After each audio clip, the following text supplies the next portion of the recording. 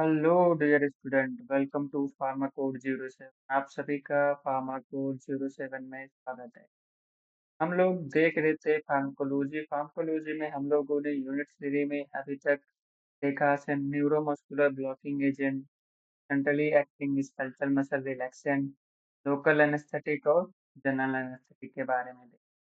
तो आज हम लोग लास्ट टॉपिक देखेंगे पैरासिम्पैथोलाइटिक और डिजीज के बारे में बात करेंगे, मिस्थीनिया ग्रेविस और ग्लूकोमा के बारे में। तो चलिए स्टार्ट करते हैं। पैरासिम्पैथोलाइटिक क्या होता है? तो जैसा कि आप सबको पता है, लाइटिक यहाँ पे लगा हुआ है। ठीक है, तो लाइटिक का हमने पहले भी बताया था। माइमेटिक और लाइटिक दो तरह का होता है। तो माइमेटिक क्या होता है? आगोनिस्ट की तरह वर्क करता है। लाइटिक एंटागोनिस्ट की तरह वर्क करता है। ठीक। तो पैरासिम्पैथोलाइटिक का मतलब क्या है? एंटी कोलिनर्जिक ड्रग, जो क्या है करेंगी, एसिटाइल कोलिन के एक्शन को इनहिबिट करती हैं।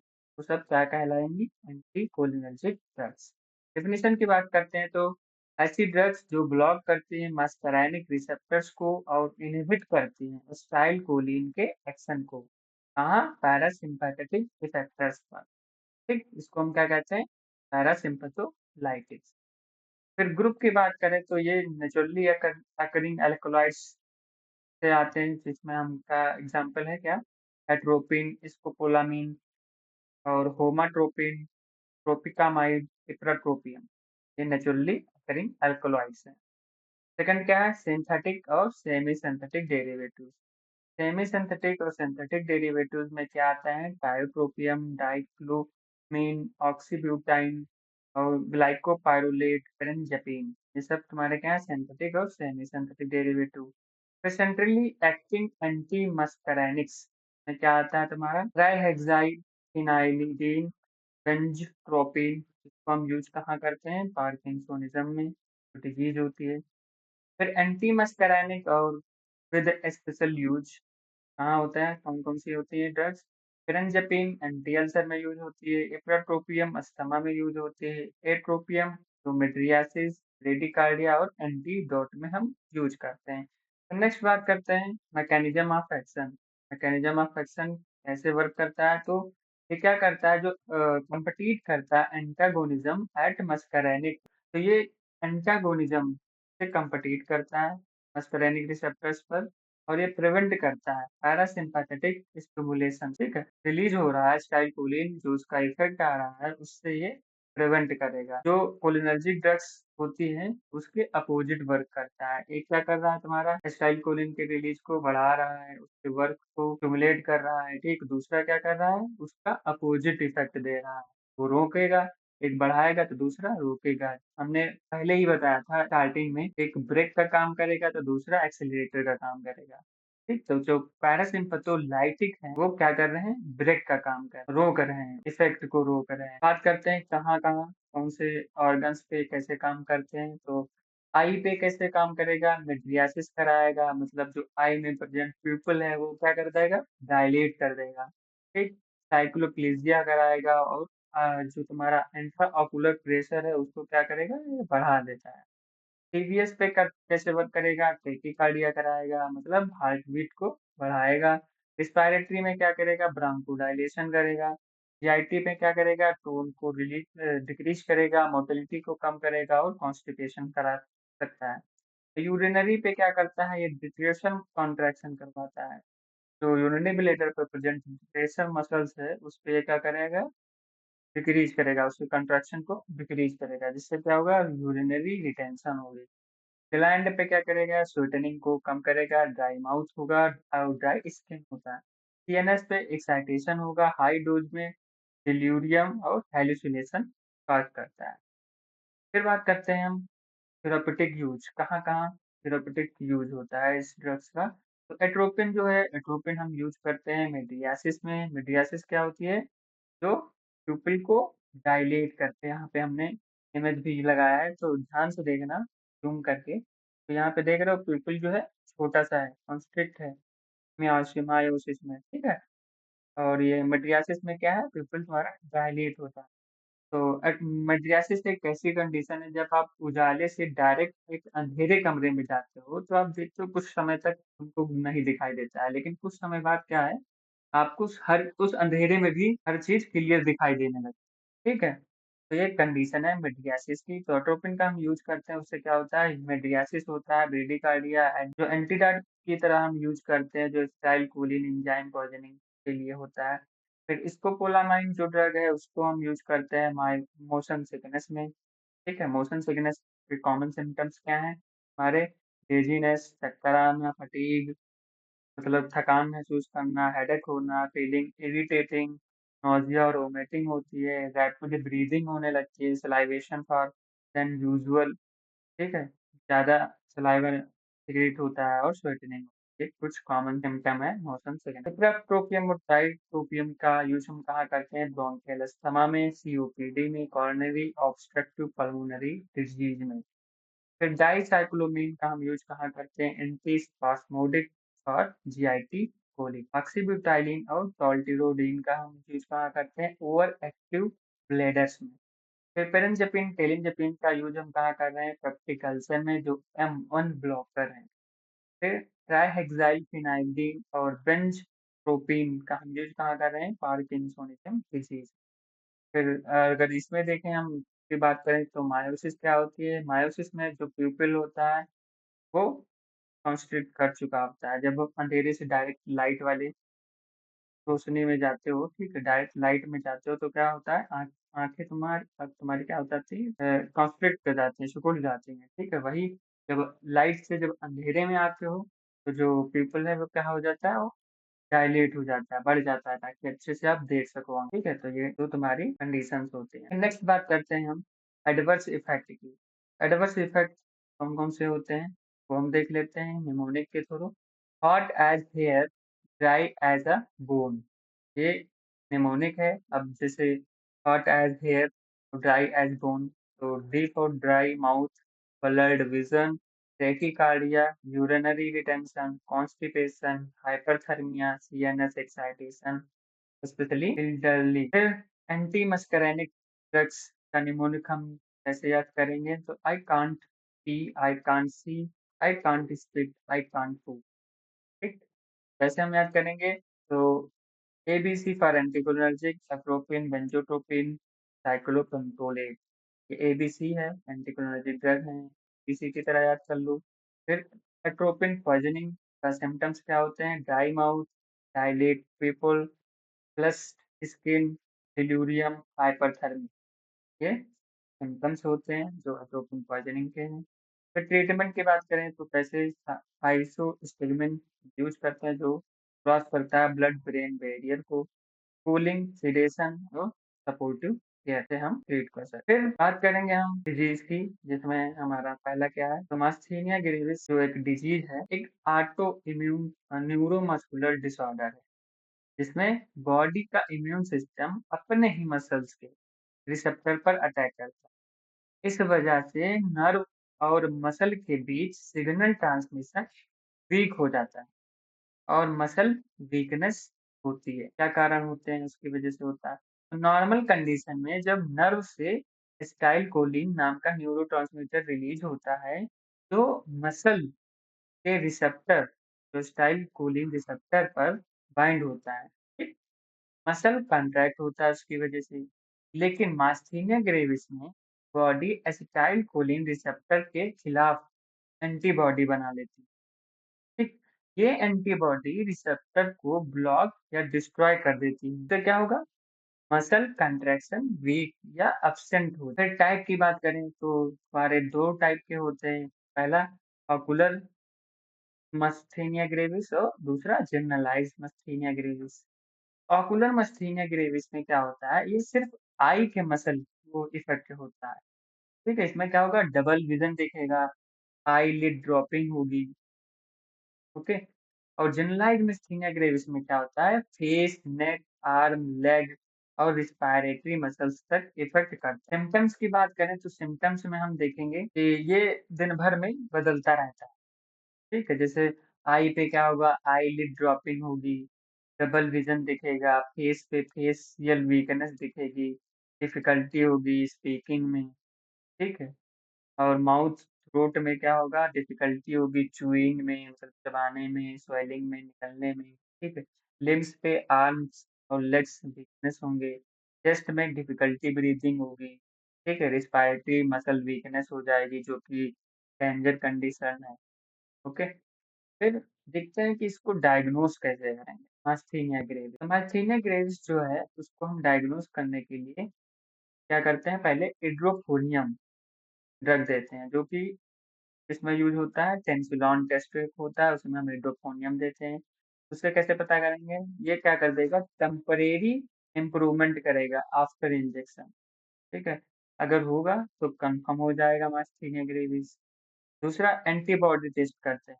Antibody acetylcholine receptor antibody detect करते हैं, ठीक है? एंटीबॉडी टेस्ट में। थर्ड इलेक्ट्रोमायोग्राफी ईएमजी टेस्ट करते हैं। इसमें क्या करते हैं, न्यूरो मसल ट्रांसमिशन चेक करते हैं, ठीक? फिर सीटी या एमआरआई ऑफ चेस्ट करते हैं, ठीक? अगर थाइमस ग्लैंड इनलार्जमेंट है। फिर ट्रीटमेंट की बात करें तो ट्रीटमेंट इसका कैसे करते हैं? तो पहले एसिटाइल कोलेस्टेरेज इन्हिबिटर्स देते हैं, जैसे कि पैरिडोस्टिगमिन, ओके?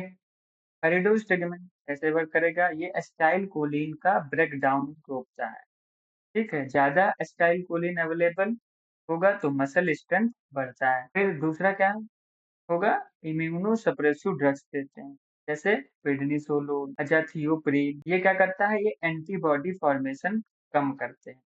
थर्ड प्लाज्मा फेरेसिस या आईवी इम्यूनोग्लोबिन देते हैं। इसमें कैसे वर्क करता है, ये ब्लड से हार्मफुल एंटीबॉडी हटा देता है। ये इमरजेंसी केस में हम यूज करते हैं। फिर नेक्स्ट क्या है, थाइमेक्टोमी। थाइमेक्टोमी जो होती है वो थाइमस ग्लैंड को ही रिमूव कर देते हैं। थाइमस ग्लैंड क्या कर रही होती है, ये अगर थाइमोमा या इनलार्जमेंट थाइमस होता है तो उसको रिमूव हम कर देते हैं थाइमेक्टोमी में, ठीक है? ये देख रहे हो तुम, थाइमेक्टोमी ये जो होता है थाइमस ग्लैंड, ये तुम्हारा इम्यून सिस्टम के लिए रिस्पॉन्सिबल होता है, तो इसलिए हम इसको ही रिमूव कर देते हैं। नेक्स्ट क्या है, सपोर्टिव केयर। रेस्ट कर रहे हैं हम, एनर्जी कंजर्वेशन हो उससे, और अवॉइड करें इन्फेक्शन को, स्ट्रेस को, और सर्टेन ड्रग्स की वजह से हम ट्रीटमेंट कर सकते हैं। तो ये क्या हो गया हमारा मास्थीनिया ग्रेविस। फिर एडवर्स इफेक्ट की बात करें, क्या इनका एडवर्स इफेक्ट होता है, तो एक्सेसिव कोलिनर्जिक एक्टिविटी होती है, ठीक है? एक्सेसिव कोलिनर्जिक एक्टिविटीज में कोलिनर्जिक क्राइसिस होता है, सलाइवेशन होता है, लैक्रिमेशन होता है, bradycardia, hypotension, diarrhoea, muscle cramp, fasciculation, ये सब एडवर्स इफेक्ट्स होते हैं। निमोनिक की बात करें तो मिस्थीनिया ग्रेविस के ट्रीटमेंट का तो हम नैप की तरह हम याद कर एनएपीवी एन से नियोस्टिगमिन, पैलिडोस्टिगमिन, स्टाइलकोलिन इनहिबिटर्स हैं, अजाथियोप्रिन जो इम्यूनोस्टेंट है, टी से प्रेडनिसोलोन जो स्टेरॉइड है, हाइड्रोफोनियम जो टॉन्सिल्स टेंसिलॉन टेस्ट में हम यूज करते हैं और ये डायग्नोसिस में यूज करते हैं, ठीक? इस तरह से हम याद कर सकते हैं। फिर सेकंड डिजीज क्या है, ग्लूकोमा। ग्लूकोमा क्या होती है, ग्लूकोमा एक क्रोनिक है, ठीक है? क्रोनिक लंबे समय तक चलने वाली आई डिसऑर्डर है, जिसमें क्या होता है, आई के अंदर का प्रेशर जिसको हम इंट्राओकुलर प्रेशर कहते हैं, वो बढ़ जाता है, जिससे ऑप्टिक नर्व क्या होती है, जो आँख से ब्रेन तक सिग्नल भेजती है, तो हम क्या कहते हैं, ऑप्टिक नर्व, वो डैमेज हो जाती है, ठीक? अगर इस समय पर ट्रीटमेंट ना किया जाए तो ये परमानेंट ब्लाइंडनेस, अंधापन हो सकता है। अंधेपन तक की कंडीशन पहुंच सकती है अगर हम परमानेंट ट्रीटमेंट अगर इसका टाइम पर इलाज ना करें तो। और नॉर्मल आई प्रेशर जो होता है वो कितना होता है तुम्हारा, 10 से 21 एचजी तक, 10 टू 21 एचजी तक। अगर ये प्रेशर इससे ज्यादा हो जाए तो ऑप्टिक नर्व डैमेज होने लगता है। चाहे तो आप ग्लूकोमा की बात करें तो जनरली 2 तरह का है, लेकिन हम 4 तरह का देखते हैं, जैसे कि ओपन एंगल ग्लूकोमा, ये सबसे कॉमन ग्लूकोमा है। सेकंड एंगल क्लोज ग्लूकोमा जो अक्यूट है। फिर कॉन्जेनाइटल ग्लूकोमा जो बच्चों में होगा, और सेकेंडरी ग्लूकोमा, ठीक? तो ओपन एंगल ग्लूकोमा जो सबसे कॉमन टाइप है, उसमें क्या होता है, ग्रेजुअली डेवलप होता है, मतलब स्लो प्रोसेस है, ठीक? ड्रेनेज चैनल जो होंगे धीरे-धीरे ब्लॉक होते हैं और जो symptoms late stage last stage तक जो सिम्पटम्स हैं वो लास्ट स्टेज तक पता चलता है इसमें और जो विज़न होगा वो स्लो होता है। ठीक है? ये ओपन एंगल ग्लूकोमा के सिम्पटम्स हैं। फिर सेकंड क्या होता है? सेकंड है तुम्हारा क्लोज़ ग्लूकोमा जो एक्यूट टाइप है। इसमें क्या होता है सडनली प्रेशर बढ़ जाता है, अचानक से प्रेशर बढ़ जाता है आईज़ में।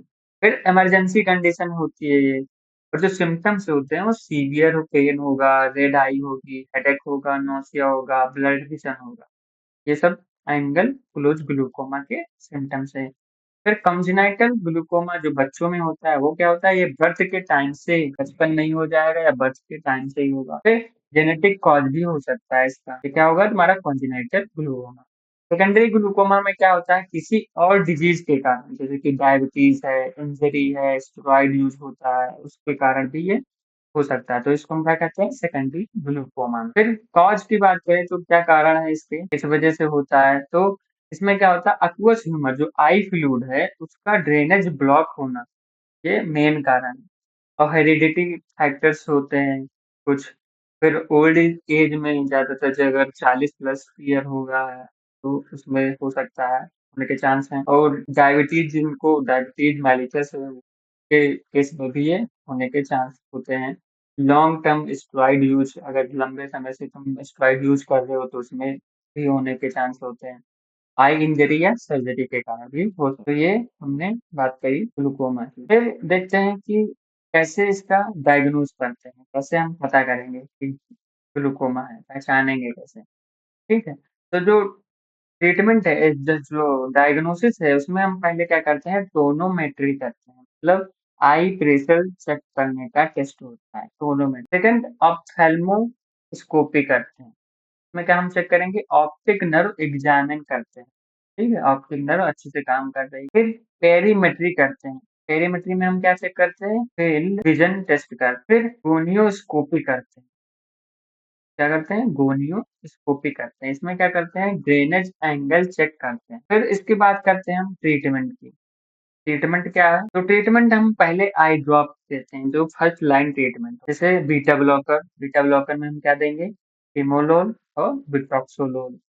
और प्रोस्टाग्लैंडिन एनालॉग्स देते हैं जैसे कि लेनाटोप्रोस्ट, बिमाटोप्रोस्ट, ये हम प्रोस्टाग्लैंडिन एनालॉग देंगे। अल्फा आगोनिस्ट देंगे जैसे कि ब्रिमोनिडीन। और कार्बोनिक एनहाइड्रेज इनहिबिटर्स देते हैं जैसे कि डोरजोलामाइड, एस्टाजोलामाइड। ये ड्रग अक्वस ह्यूमर फॉर्मेशन को कम करती है या ड्रेनेज बढ़ा देती है। फिर क्या होता है laser therapy. Laser therapy use करते हैं। लेजर थेरेपी में क्या आएगा तुम्हारा ट्रेबिकुलोप्लास्टी जिसमें क्या होगा ड्रेनेज सिस्टम ओपन करने का लिए होता है। जो ट्रेबिकुलोप्लास्टी है उसमें क्या होगा ड्रेनेज सिस्टम ओपन करने के लिए होता है। फिर इरिडोटॉमी करते हैं। इरिडोटॉमी करते हैं जिसमें क्या होगा एंगल क्लोज ग्लूकोमा में लेजर से छोटा होल बनाया जाए। थर्ड क्या है सर्जरी हम कर सकते हैं जैसे कि ट्रेबेकुलोटॉमी जिसमें क्या है नया ड्रेनेज पाथवे बनाया जाता है। और शंट इम्प्लांटेशन करते हैं जो फ्लूइड के लिए आर्टिफिशियल ड्रेनेज लगाया जाता है। ये हम क्या कहते हैं शंट इम्प्लांटेशन। फिर प्रिवेंशन की बात करें तो प्रिवेंशन क्या होगा इसका रेगुलर आई चेकअप करते रहो, डायबिटीज और ब्लड शुगर है कंट्रोल में रखो, आई इंजरी से बचो। ठीक? लॉन्ग टर्म स्टेरॉइड का यूज़ जो कर रहे हो उसको अवॉइड करो, हेल्थ डाइट और एक्सरसाइज करो। ये कुछ प्रिवेंशंस एंगल क्लोज ग्लूकोमा। फिर एक क्लासिफिकेशन है ड्रग का जो हम यूज़ करते हैं ग्लूकोमा में, ठीक है? ये और इनका मैकेनिज्म ऑफ एक्शन है, कैसे वर्क करते हैं जैसे कि प्रोस्टाग्लैंडिन एनालॉग एग्जांपल क्या है लेनाटोप्रोस्ट और ट्रावोप्रोस्ट। मैकेनिज्म क्या है जो ये क्या करता है यूवोसेक्रल आउटफ्लो को बढ़ा देता है। तो क्या होगा आईओपी में ये डिक्रीज हो जाता है। बीटा ब्लॉकर्स में क्या आएगा टिमोलोल और बिटाक्सोलोल तो क्या करेगा एक्वस ह्यूमर प्रोडक्शन को ही कम कर देता है। उससे क्या होगा आईओपी जो है इंट्राओकुलर प्रेशर वो डिक्रीज हो जाएगा।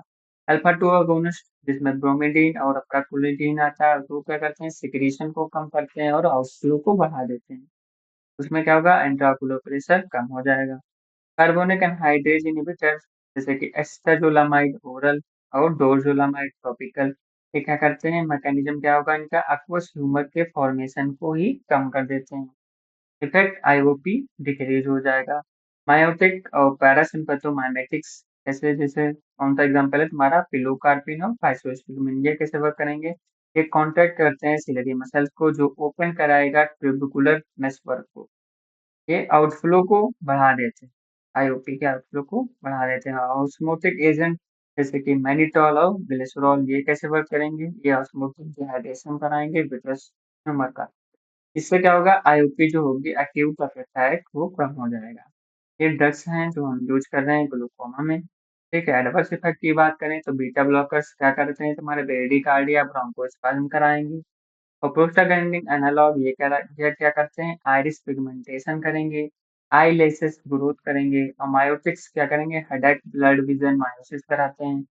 कार्बोनिक एनहाइड्रेज इनहिबिटर्स क्या करते हैं, मेटाबॉलिक एसिडोसिस या पैरेस्थीसिया कॉज करते हैं। ये एडवर्स इफेक्ट है इन ड्रग्स का।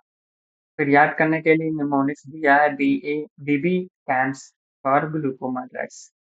बी से बीटा ब्लॉकर टिमोलोल, बी से ब्रोमिडिन अल्फा 2 अगोनिस्ट, सी से carbonic anhydrase inhibitor acetazolamide, A से analog of TG prostaglandin latanoprost, M से मायोटिक्स पिलोकार्पिन, डी से physostigmine A C enzyme inhibitor, S से systemic osmotic. तो ये हमारे कुछ ड्रग्स हैं उनके निमोनिक्स। फिर emergency in acute angle glaucoma, फिर हमने कैसे बताया कि क्या क्या हम उसको हम कैसे ट्रीट कर सकते हैं, डायग्नोज कर सकते हैं, और कैसे हम उसका ट्रीटमेंट करने के लिए बताया गया था। ठीक है, तो यहाँ पे आप देख रहे हो कैसे जो है माइलोमा आइरिस है, तो माइलोमा है। फिर एंगल ऑफ क्लोज ग्लूकोमा में देख रहे हो कैसे इंट्राओकुलर प्रेशर बढ़ रहा है, तो यहाँ पे फोर्स लग रहा है। फिर हम बात करते हैं क्लासिफिकेशन ऑफ ड्रग्स की।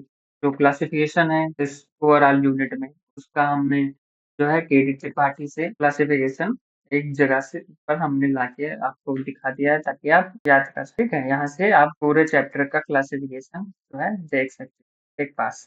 जैसे कि एंटीकोलिनर्जिक ड्रग, एंटीकोलिनर्जिक ड्रग में हम मस्करैनिक एंटागोनिस्ट और एट्रोपिन ड्रग पैरासिम्पेथोलाइट जैसे कि क्लासिफिकेशन करते हैं, natural alkaloid, semi synthetic derivative, synthetic compounds. और क्या होता है, सिंथेटिक कंपाउंड में हम एंटी सेक्रेटरी एंटी स्पास्मोडिक में हम इसको क्लासिफाई करते हैं।